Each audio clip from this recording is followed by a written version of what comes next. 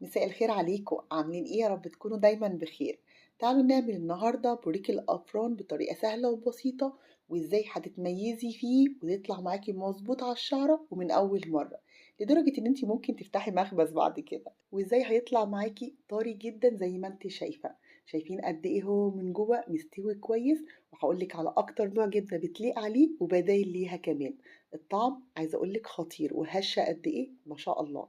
كمان ممكن تستخدميها كبديل للسندوتشات، لان احنا في موسم المدارس، كل سنة وانتم طيبين، والولاد بتزهق منه، فدي بدايل كويسة جدا للسندوتشات، وخاصة ان هي محشية. يلا بينا نبدأ ونشوف عملناها مع بعض ازاي.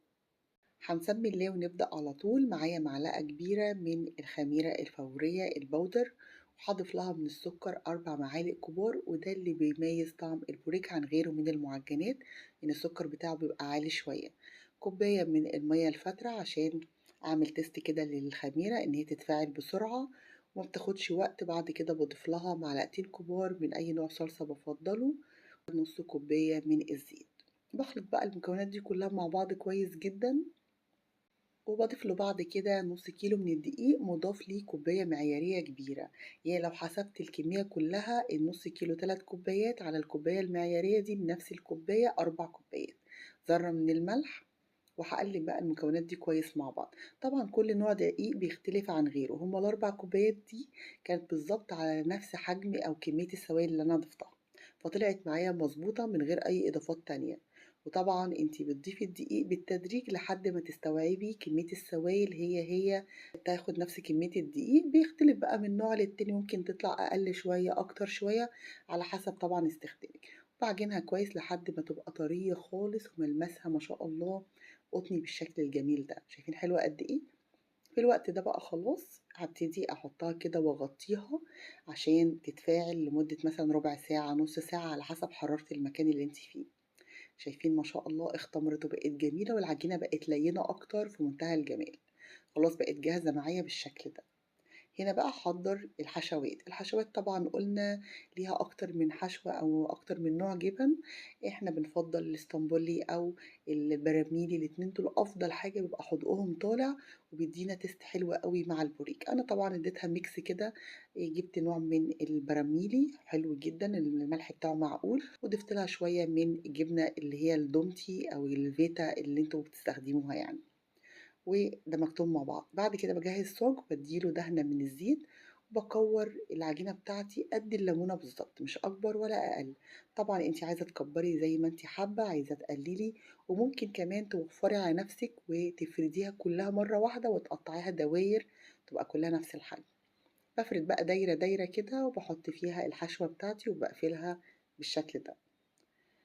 ممكن كمان تضيفي للجبنة اللي انت هتستخدميها شوية زعتر، بتبقى خطيرة مع شوية زيت زيتون، بتبقى تجنن، وبتبقى طبعا القيمة الغذائية بتاعتها عالية. شايفين هي سهلة جدا ومبتاخدش وقت. طبعا لازم تغطوا على العجينة نفسها، نحطت لها كيس عشان نسبة الدهون اللي فيها ما تلزقش لو في مثلا قماش ولا حاجة. الكيس النايلون بيبقى أفضل كتير. بقطعها كلها دوائر بالشكل ده كده. أنا بعمل كمية وبوقف عشان أخلصها الأول وابتدي أعمل كمية تانية عشان ما تنشفش وتطلع قشرة.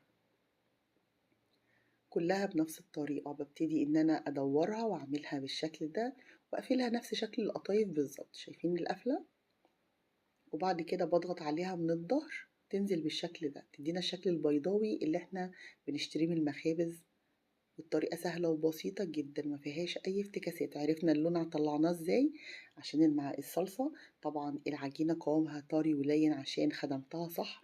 ادوها نفس المكونات تطلع معاكم في منتهى الجمال، وادوها وقتها في ان هي تختمر. ادوها الكمية المناسبة من السوائل، ادوا الدقيق بالتدريج لحد ما تطلع معاكم بالشكل ده. شايفين جميلة قد ايه؟ في منتهى الجمال. وهكمل الكمية الباقية بنفس الشكل ده كده. شايفين ما شاء الله في منتهى الجمال. طبعا عملت منها الصينية دي، وعملت كمان منها صينية تانية. يعني الكمية اللي اتبقت دي طلعت لي نفس الصينية، اللي ما شاء الله طلعت كمية كويسة. تعالوا بقى نشوف الدهان اللي احنا هنديه لسطح البوريك عشان يدينا اللون الجميل وهي بتستوي. انا بفضل ان انا محطش بيض لوحده، بدي معلقة من اللبن البودر ومعلقتين من المية عشان ادوب فيهم اللبن ويطلع القوام تقيل كده ولزج، وده اللي انا عايزاه. بعد كده باضيف لها صفار بيضة عليها شوية من الفانيلا أو ممكن أستبدلها بمعلقة خل، المهم أي حاجة تضيّع الزفارة بتاعة البيض، وبعد كده باقلّب كلّه كويس جدًا مع بعض، هابتدي أدهن سطح البوريك من فوق بالشكل ده. شايفين القوام بتاع الدهان تقيل، كده بادّيها شوية من حبّة البركة، شوية من السمسم زي ما أنتم حابين، بس ده الشكل اللي إحنا معتادين نشتريه من برّه بطعم كمان حبّة البركة مع البوريك مع الجبنة، بتبقى طعمها في منتهى الجمال. تِلت ساعة وطلعت جاهزة بالشكل ده، التسوية اللون من فوق زي تحت، طالعة هشة كده وجميلة وطرية، الجبنة بارزة من جواها وطعمها كمان حلو جدًا، ما شاء الله في منتهى الجمال.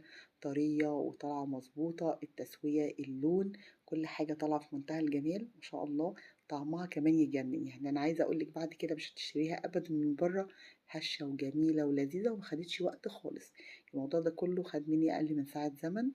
يا رب طريقة البوريك بتاعتي تكون عجبتكم، كانت معاكم صبا العرايشي وإلى اللقاء في فيديو آخر إن شاء الله.